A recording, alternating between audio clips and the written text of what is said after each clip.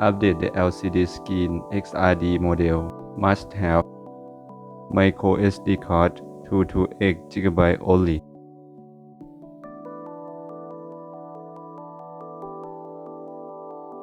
After that, copy the folder name XRD_TFT, put it on SD card.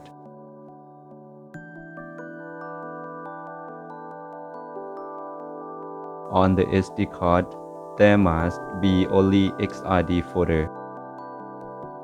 The model of the LCD monitor will use the XRD model. Find a micro SD card slot.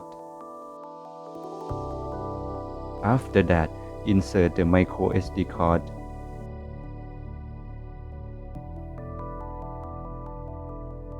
After inserting the SD card and turning on the device, the LCD will show update the screen as in the video.